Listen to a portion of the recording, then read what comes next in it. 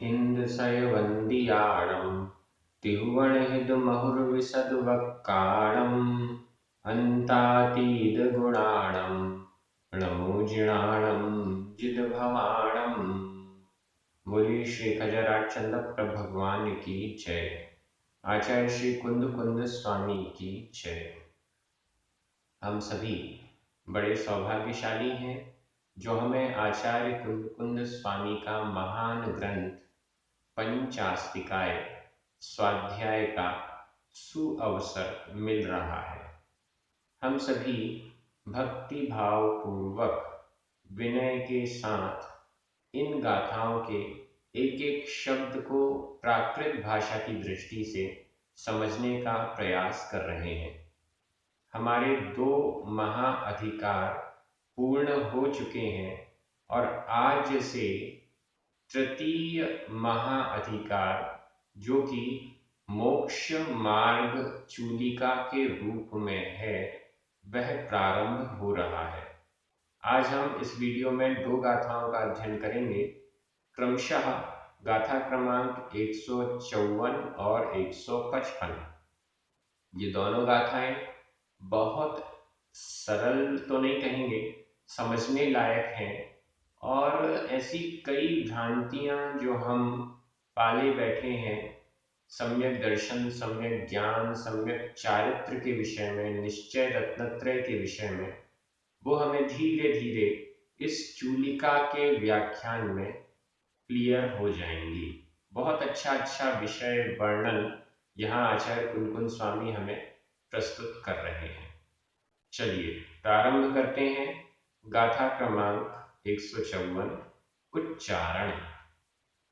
जीव सहाओ, जीव सहाओ, णाणम, णाणम, अपरिहदम, अपरिहद, अपरिहद दंसणम, अपरिहद दंसणम, अनर्णमयम, अनर्णमयम, चरियम, चरियम, च तेसु, तेसु, नियदम, नियदम, अथित्त, अथित्त, अधता था, अधता पुरता, अथित्त, मणिंदियम, मणिंदियम, भणियम, भणियम, जीव सहाओणाणम, जीव सहाओणाणम, अपरिहद दंसणम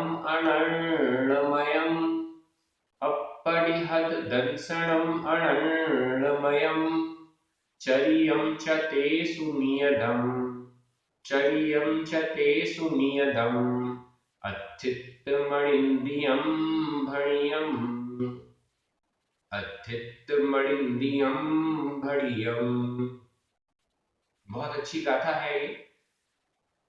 जीव सहाओ, जीव का स्वभाव, नीचे लास्ट में भणियम कहा गया, जीव का स्वभाव कहा गया। ये इस गाथा का मेन सेंटेंस है। जीव का स्वभाव कहा गया। किस रूप से कहा गया? णाणम, सबसे पहला णाणम ज्ञान रूप, दूसरा अपरिहद दंसणम, अप्रतिहत, अप्रतिहत दर्शन। समझते हैं इसको, गाथा की दृष्टि से भी समझते हैं। जीव सहाओ, जीव का स्वभाव, णाणम ज्ञान, ज्ञान जीव का स्वभाव है। पदार्थों को जानना यह जीव का स्वभाव है। यह जानना कैसा होना चाहिए? जानना होना चाहिए, राग करना या द्वेष करना नहीं होना चाहिए। किसी भी पदार्थ को हम जानते हैं, जानना मात्र यह जीव का स्वभाव है, लेकिन जानने पर अच्छा बुरा, मेरा तेरा, यह सब करना जीव का स्वभाव नहीं है। जीव का विभाव है। तो जीव का स्वभाव जानना। अब किसी भी पदार्थ, कोई भी पदार्थ हमारे सामने आता है, हमारे ज्ञान का विषय बनता है, हम उसे जानते हैं, तो ये तो जीव का स्वभाव है। लेकिन जानने के बाद ये अच्छा है, ये बुरा है, इसको ग्रहण करना, इसको ग्रहण नहीं करना, ये जो बातें आती हैं, ये राग द्वेष परिणामों के कारण, हमारे विभाव में होने के कारण ये सब सामने आ जाते हैं। तो इसका मतलब अभी हम स्वभाव में नहीं है, अभी हम विभाव में हैं। दूसरा नंबर, अपरिहद दंसनम। अपरिहद, अप्रतिहत, अप्रतिहत, दंसनम दर्शन, ऐसा दर्शन जो किसी से प्रतिहत नहीं है, किसी से बाधित नहीं है, बाधा रहित दर्शन। ज्ञान सत्ता का विशिष्ट अवलोकन, दर्शन सत्ता का सामान्य अवलोकन, ऐसा भी अर्थ कर सकते हैं। और या फिर इसको दर्शन से सम्यक दर्शन पर भी ले जाते हैं, तो अप्रतिहत दर्शन, सम्यक दर्शन, अप्रतिहत का मतलब निर्दोष, ऐसा करके हम ले लें, विशुद्ध परिणामों वाला, ऐसा भी ले लें, तो वह सम्यक दर्शन के अंतर्गत आ जाएगा। दोनों प्रकार से दर्शन भी ले सकते हैं, सम्यक दर्शन भी ले सकते हैं। णाणम का अर्थ केवल ज्ञान पर भी हम पहुंच सकते हैं, क्योंकि वो जीव का स्वभाव है। इसी प्रकार से अप्रतिहत दर्शन का अर्थ भी हम केवल दर्शन तक भी पहुंच सकते हैं, क्योंकि यह जीव का स्वभाव है। अनन्नमयम, ये कैसे हैं? अनन्नमयम तीसरे नंबर पर आ रहे हैं। अनन्नमयम चरियम च तेसु, च और तेसु उनमें, उनमें, उन दोनों में, ज्ञान और दर्शन में जो अनन्यमय है, अनन्यमय है, अनन्यमय, अन्यमय नहीं है, भिन्न भिन्न नहीं है, अलग अलग नहीं है, ऐसा चरियम चारित्र, यह भी जीव का स्वभाव है। ज्ञान जीव का स्वभाव है, अप्रतिहत दर्शन जीव का स्वभाव है, और फिर इन दोनों से जो अनन्यमय है, तेसु, तेसु का अर्थ उनमें, सप्तमी का बहुवचन, लेकिन इसका अर्थ तृतीया में जा रहा है। उनसे अनन्यमय, उनसे जो भिन्न नहीं है, ऐसा चरियम चारित्र, यह भी जीव का स्वभाव है। 3 हो गए। और चौथे नंबर पर आओ, इससे पहले थोड़ा यहीं रुक जाते हैं चारित्र पर। जीव का स्वभाव चारित्र है। कौन सा चारित्र है ये? चारित्र कौन सा है? सम्यक चारित्र कह दीजिए। सम्यक दर्शन, सम्यक ज्ञान, सम्यक चारित्र, ये तीनों जो हैं वो जीव का स्वभाव है, ऐसा अन्य ग्रंथों में भी कहा गया। जीव का स्वभाव रत्नत्रय है, ठीक है। अब यहाँ चारित्र की जो विशेषता बताई गई है वो थोड़ी सी डिफरेंट है, उस पर ध्यान दीजिए। उन दोनों से अनन्यमय, दर्शन और ज्ञान से अनन्यभूत, दर्शन और ज्ञान से जो अलग नहीं है, ऐसा चारित्र जीव का स्वभाव है। इसका मतलब ये हो गया, ज्ञान और दर्शन से जो युक्त है, ऐसा चारित्र। चारित्र बिना सम्यक दर्शन के, बिना सम्यक ज्ञान के तो होता नहीं। सम्यक दर्शन और सम्यक ज्ञान के साथ ही चारित्र होता है।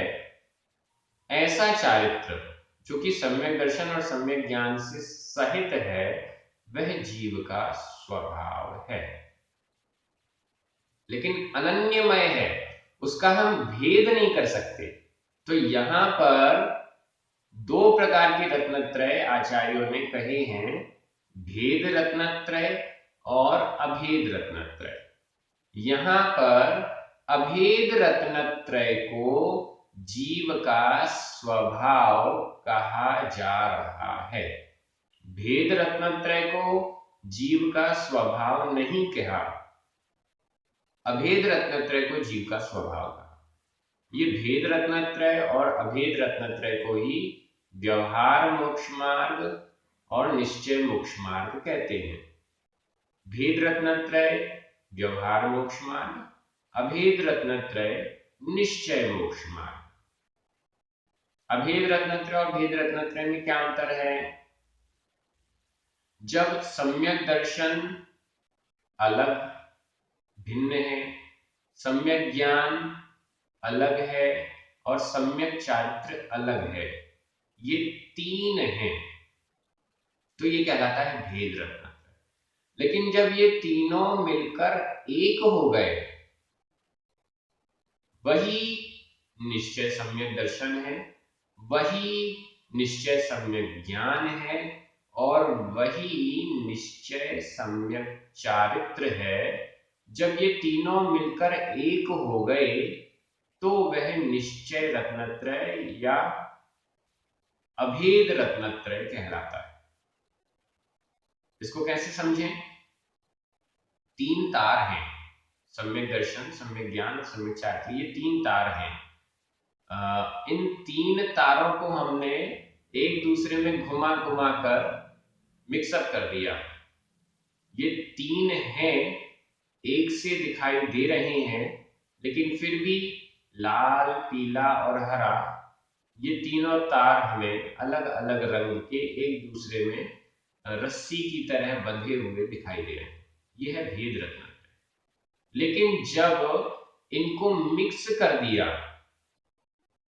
दिया मतलब तीनों तारों को गलाकर पूरा एक तार बना दिया, तो वह अभेद रत्नत्रय हो गया।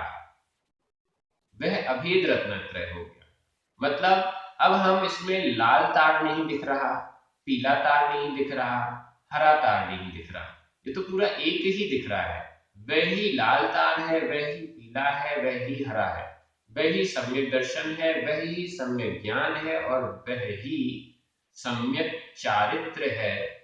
इसे अभेद रत्नत्रय या निश्चय रत्नत्रय कहते हैं। ठीक है ना? आपको समझ में आ रहा है? अभेद रत्नत्रय किसे कहते हैं? जब हम भेद नहीं कर पा रहे कि सम्यक दर्शन अलग, सम्यक ज्ञान अलग, सम्यक चारित्र अलग, ऐसा भेद नहीं हो पा रहा है, अनन्यमय है, अनन्यमय है, अन्य अन्य नहीं है, अलग अलग नहीं है, भेद से युक्त नहीं है, वह दशा अभेद रत्नत्रय की होती है और वह अभेद रत्नत्रय ही जीव का स्वभाव है, ऐसा कहा जा रहा है। अब इसको और विश्लेषित कर देता हूं। निश्चय सम्यक दर्शन किसको होगा?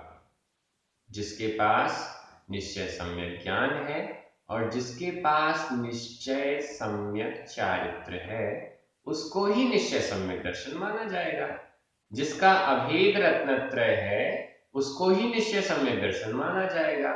तो किसके पास है निश्चय सम्यक दर्शन? जो रत्नत्रयधारी हैं, मुनि।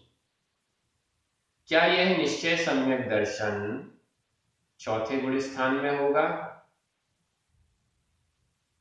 पांचवें गुण स्थान में होगा? चौथे गुण स्थान में तो अविरत सम्यक दृष्टि होते हैं, व्रतों से रहित सम्यक दृष्टि होते हैं।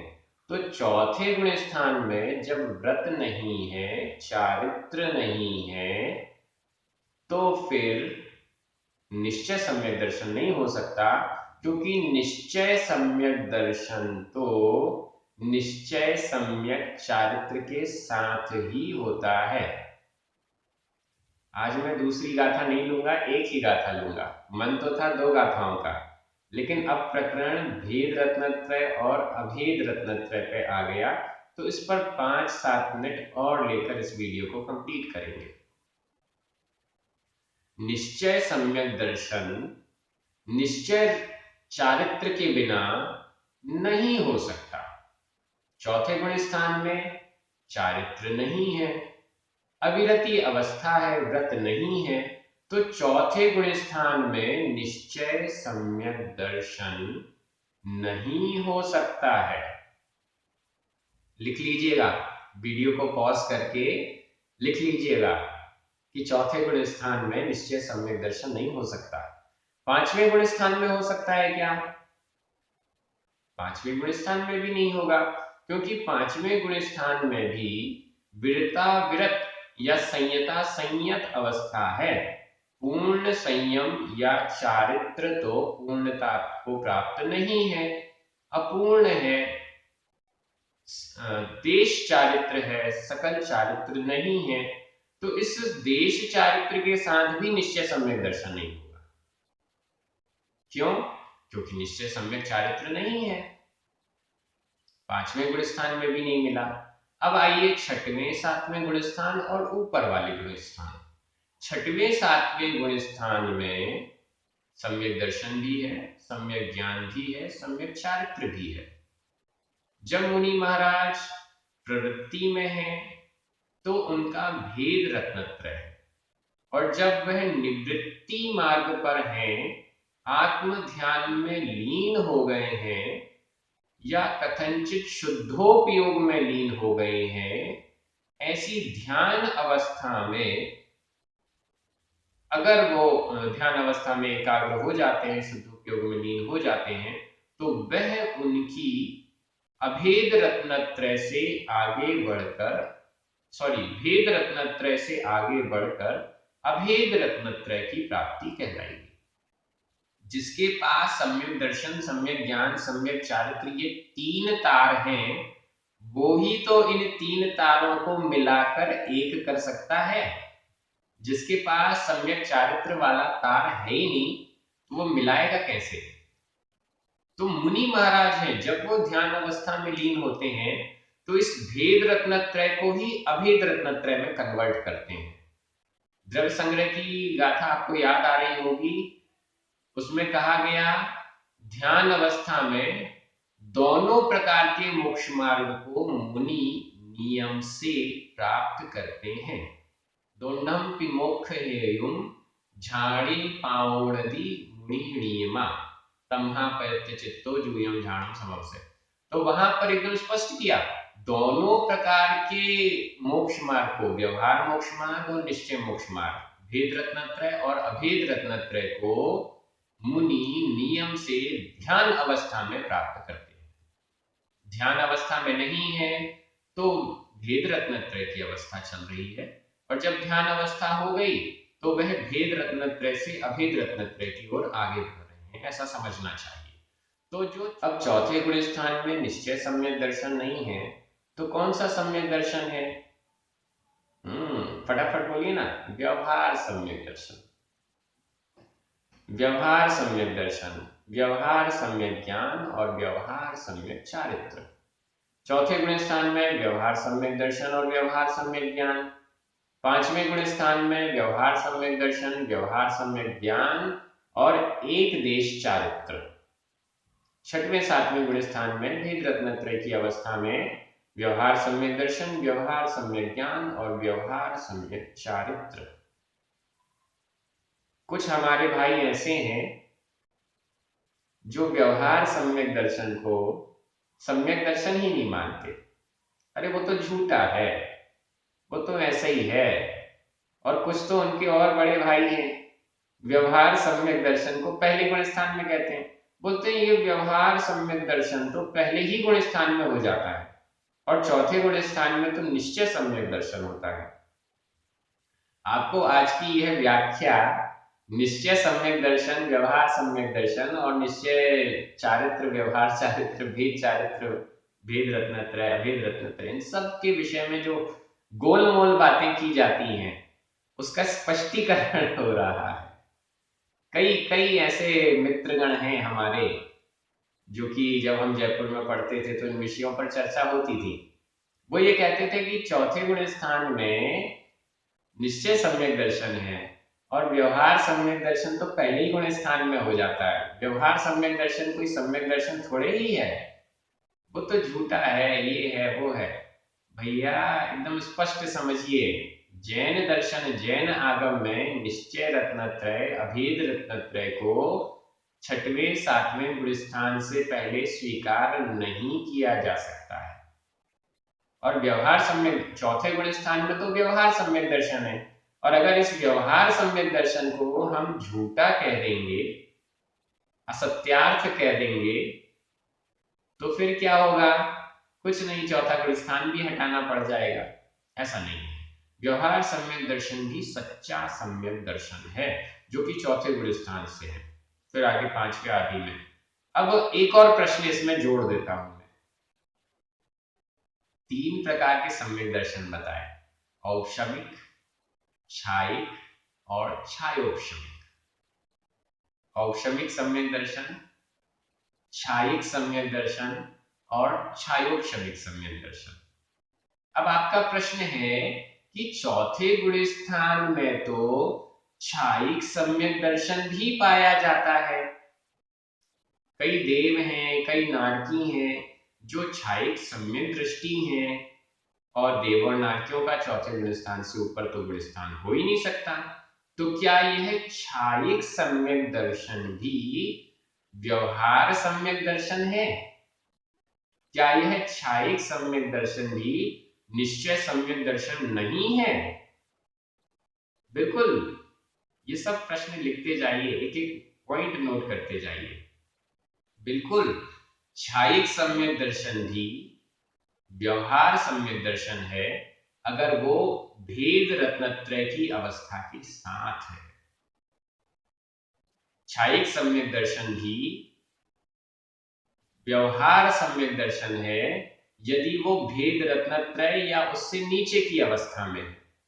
और जब वो अभेद रत्नत्रय की ओर चला जाएगा तो वह निश्चय सम्यक दर्शन में बदल जाएगा। इसमें क्या आपत्ति है?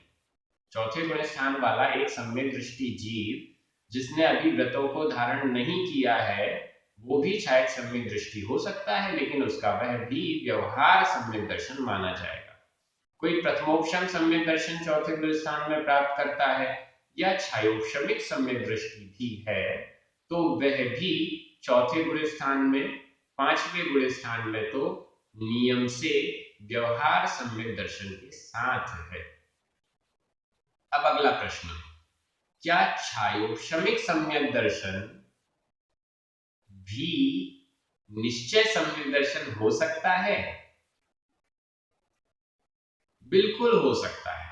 छठवें सातवें गुण स्थान में जो मुनि महाराज ध्यान में लीन हो रहे हैं, उन मुनिराज के यदि उपशम और छायिक सम्यक दर्शन नहीं है, छायोपशमिक सम्यक दर्शन है, तो वे भी अपने भेद रत्नत्रय को ध्यान के माध्यम से निवृत्ति मार्ग में आकर अभेद रत्नत्रय में कन्वर्ट कर सकते हैं, और छायोपशमिक सम्यक दर्शन भी निश्चय सम्यक दर्शन में कन्वर्ट हो सकता है।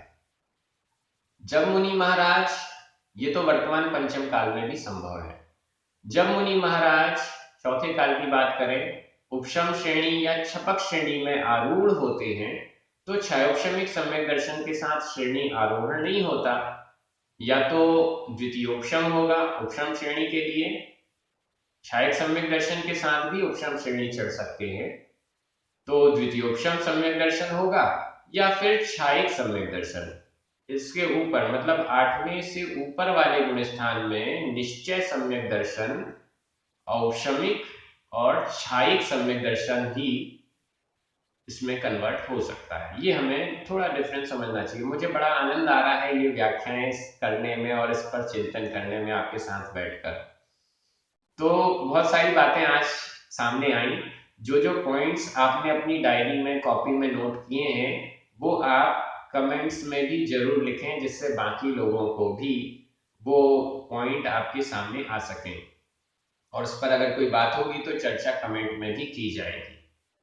तो भेद रत्नत्रय और अभेद रत्नत्रय, अभेद रत्नत्रय जीव का स्वभाव है, भेद रत्नत्रय जीव का स्वभाव नहीं है, जीव के स्वभाव तक पहुंचने का कारण है।